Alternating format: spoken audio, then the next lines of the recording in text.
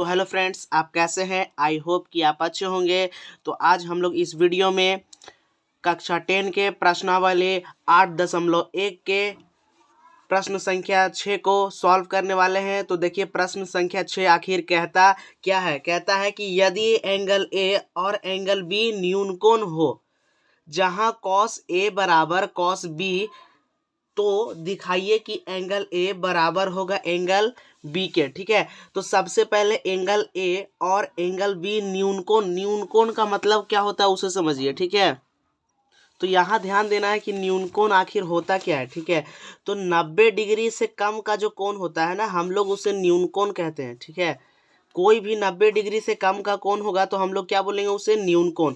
जैसे न्यूनकोण में क्या हो जाएगा, 45 डिग्री, 30 डिग्री, 60 डिग्री। ठीक है, बस 90 से हमारा ना कम होना चाहिए, 90 डिग्री से कम होना चाहिए, तो वो हमारा न्यूनकोण हो जाएगा। और यहाँ बोल रहा है ना कि एंगल ए और एंगल बी न्यूनकोण हो। न्यूनकोण का मतलब वैसा कोण जो 90 डिग्री से कम हो। तो सबसे पहले हम इस सवाल को सॉल्व करने के लिए एक समकोण त्रिभुज बना लेना है।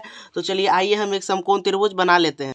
तो देखिए, हम यहाँ पे समकोण त्रिभुज बना चुके हैं, जिसमें देखिए ये वाला जो कोण है हम समकोण बनाए। ठीक है, तो यहाँ ध्यान दीजिए कि क्वेश्चन में कह रहा है कि एंगल ए और एंगल बी न्यूनकोण। तो आपको याद रखना है कि समकोण त्रिभुज में 90 डिग्री को छोड़कर जो भी कोण होता है ना, दोनों, वो न्यूनकोण होता है।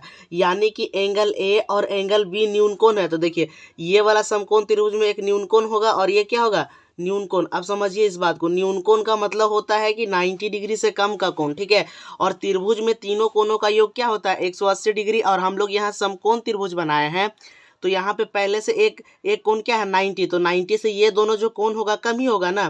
ठीक है, क्योंकि 90 में ये दोनों को क्या होगा, बराबर। यानी कि ये कोण 45 मान लेते हैं, ये भी 45, तो न्यूनकोण हो जाएगा।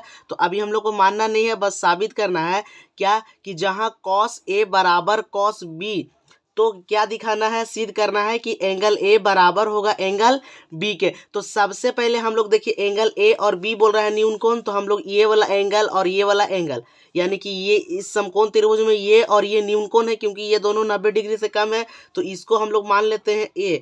और कौन है न्यूनकोण, बी, तो यहाँ पे हम लोग लिख लेते हैं बी। ठीक है, उसके बाद जो बच गया उसको क्या लिख लेंगे, सी। ठीक है, जो बच गया हम लोग उसे सी लिख लेते हैं। तो चलिए आइए, जो हम लोग दिया हुआ है उसे सबसे पहले हम लोग क्या करेंगे कि क्वेश्चन में लिख लेंगे। ठीक है, तो हम दूसरे पेपर में लिखते हैं। ठीक है, देखिए यहाँ पे हम लिखते हैं जो पहले सबसे दिया हुआ है, तो यहाँ पे लिखेंगे कि हल में हम लोग को क्या लिखना है, जो दिया है। ठीक है, हल में जो दिया है वो सबसे पहले हम लोग लिख लेंगे कि दिया क्या है। यहाँ ध्यान दीजिए, दिया है ना कॉस ए बराबर कॉस बी। यहाँ पे लिख लेंगे कि कॉस ए बराबर कॉस बी। ठीक है, यही हम लोग का क्या किया हुआ है, दिया है। ठीक है, यहाँ पे लिखेंगे कि दिया है, ये हम लोग का ना दिया हुआ है। ठीक है, तो कॉस ए बराबर कॉस बी दिया हुआ है। आपको याद होना चाहिए त्रिकोणमितीय का छेहो अनुपात। ठीक है, तो आपको याद होना चाहिए छेहो त्रिकोणमितीय अनुपात, sine theta, cos theta, tan theta, cosec theta, sec theta और कॉट थीटा, जो अनुपात है वो आपको याद होना चाहिए। तो देखिए यहाँ लिख रहा है कॉस ए, तो कॉस थीटा का अनुपात क्या होता है, तो हम यहाँ पहले लिख लेते हैं, हमारा होता है बी बाई एच। ठीक है, हमारा क्या होता है, बी बाई एच। ठीक है, और यहाँ पर क्या बोल रहा है कि कॉस बी, तो कॉस का थीटा का भी हम लोग का अनुपात क्या होता है, बी बाई एच। तो देखिए यहाँ पे बोल रहा है कॉस ए, यानी कॉस का एंगल ए लेंगे हम लोग। इस समकोण त्रिभुज में जब एंगल ए लेंगे तो इसके लिए जो हमारा लंब होगा, यानी कि जो पी होगा, वो कौन होगा, इसके सामने वाला ये, और इसके लिए फिर बी कौन होगा, ये। ठीक है, और 90 डिग्री के सामने वाला कर्ण बोलेंगे। तो कॉस ए जो बोल रहा है cos A B by H, तो जब एंगल ए लेंगे तो इसके लिए बी कौन होगा, देखिए ये पी हो गया तो बी ये होगा, क्योंकि जो 90 डिग्री के सामने होता था 90, तो बचेगा तो क्या हो जाएगा, बी। ठीक है, तो हम लोग बी कौन भुजा लिखेंगे, ए सी। तो यहाँ पर भुजा हम लोग लिख लेते हैं बी ए सी। ठीक है, अब हम लोग क्या लेंगे, जब ये वाला भुजा ले रहे हैं, ये वाला यानी कोण ले रहे हैं, तो इस कोण के लिए 90 डिग्री सामने वाला कौन हो जाएगा, ए सी। कारण क्या हो जाएगा, ए सी, यानी एच जो होगा वो हमारा क्या होगा, ए बी। सॉरी, यहाँ पे ए बी होगा ना, तो ठीक है, तो इसको लिख लेते हैं ए और बी। अब यहाँ ध्यान देना है कि कॉस बी, यानी जब कोण हम बी लेते हैं तो उसके लिए बी कौन हो जाएगा। यहाँ ध्यान दीजिएगा कि ये कोण लेते हैं तो इसका सामने वाला क्या हो जाएगा, पी। ठीक है, और साथ वाला क्या होगा, बी। तो बी हमारा भुजा कौन होगा, सी बी। ठीक है, यहाँ पर बी जो हमारा भुजा होगा क्या होगा, सी और बी। तब यहाँ लिख लेते हैं सी और बी। ठीक है, अब यहाँ ध्यान दीजिएगा कि इसमें क्या है, कर्ण। तो कर्ण, इसका जो कर्ण होगा वो 90 डिग्री के फिर सामने ही वाला होगा, तो कर्ण भी क्या हो जाएगा हमारा ए बी। तो यहाँ कर्ण होगा ए बी। अब यहाँ ध्यान देने वाला बात यह है कि यहाँ पे देखिए बराबर के इधर भी और बराबर के इधर भी जो हर है ना समान है। ए बी इधर भी क्या है ए बी, तो बराबर के इधर भी हर समान है और बराबर के इस साइड भी क्या है हर समान है। तो हर क्या होगा, कट जाएगा। तो हमारा क्या बचेगा, ए सी बराबर सी बी। और हम लोग को देखिए सीध क्या करना है कि एंगल ए बराबर होगा एंगल बी के। तो चलिए आइए देखिए कि ए सी जो है ना बी सी के बराबर है। ठीक है, इस त्रिभुज में जो ए सी भुजा है यानी कि जो ई भुजा है ना वो सी बी के बराबर है इस भुजा के। तो आप पिछली कक्षा में भी पढ़े होंगे कि जब किसी त्रिभुज में ना दो भुजाओं का माप यानी कि लंबाई बराबर होता है तो उनके आमने सामने का कोण भी क्या होता है, बराबर। यानी इस भुजा के सामने वाला कोण कौन है, ये, और इस भुजा के सामने वाला कोण कौन है, ये।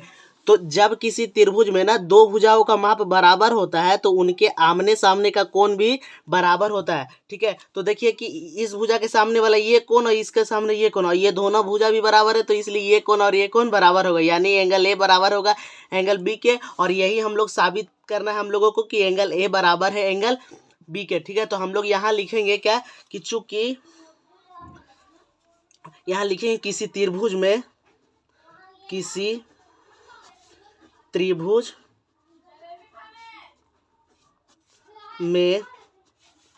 बराबर भुजाओं की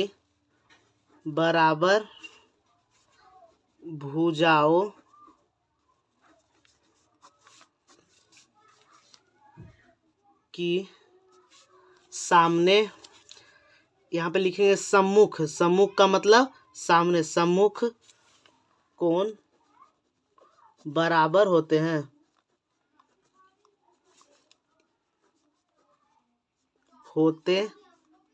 ठीक है, तो हम लोग क्या देखें कि यहाँ पर जब ये और ये भुजा बराबर है तो इनके आमने सामने का कोण भी क्या होगा, बराबर। यानी एंगल ए बराबर है एंगल बी के। तो यहाँ लिख देंगे, देखिए ए सी जब बराबर था दो भुजा के तो यहाँ पे लिखेंगे इसलिए क्या होगा कि एंगल ए जो होगा ना बराबर होगा एंगल बी के। तो ये हम लोग क्या कर दिए, सिद्ध कर दिए, और यही हम लोग को सिद्ध करना था। तो यहाँ ध्यान दीजिएगा कि यहाँ पे एंगल ए बराबर बी, तो हमारा भी आ गया है कि एंगल जो ए है वो एंगल बी के क्या है, बराबर है। तो चलिए दोस्त, हम फिर मिलते हैं एक नए वीडियो में। तो तब तक के लिए जय हिंद, आपके एग्ज़ाम की तैयारी बहुत अच्छे से हो। ठीक है, तो फिर मिलते हैं हम एक नए वीडियो के साथ।